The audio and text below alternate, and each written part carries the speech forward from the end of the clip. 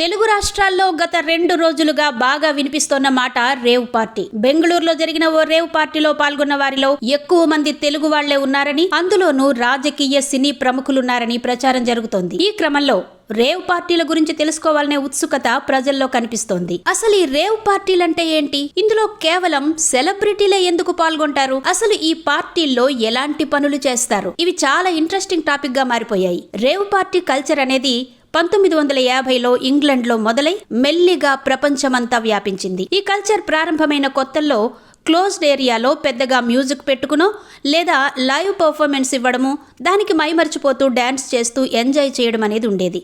ఇక పాశ్చాత్య దేశాల్లో సాధారణంగానే మద్యం సేవించే అలవాటు ఉండడంతో అది కూడా కంటిన్యూ అయ్యేది. కాగా రాను రాను ఈ పార్టీకి అర్థం మారుతూ వస్తోంది.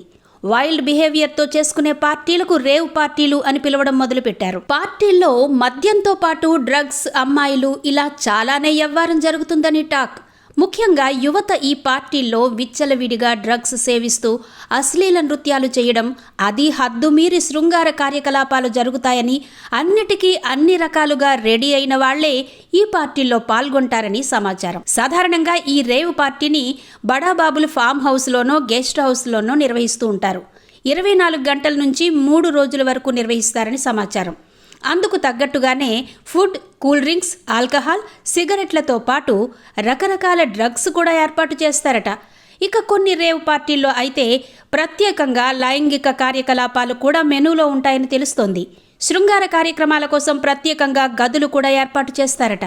అందుకే ఈ పార్టీలు నిర్వహించే దగ్గర సీసీ కెమెరాలు ఆఫ్లోనే ఉంటాయి. మొబైల్ ఫోన్లు, ఎలక్ట్రానిక్ పరికరాలను కూడా ముందే తీసుకుంటారని చెప్తున్నారు.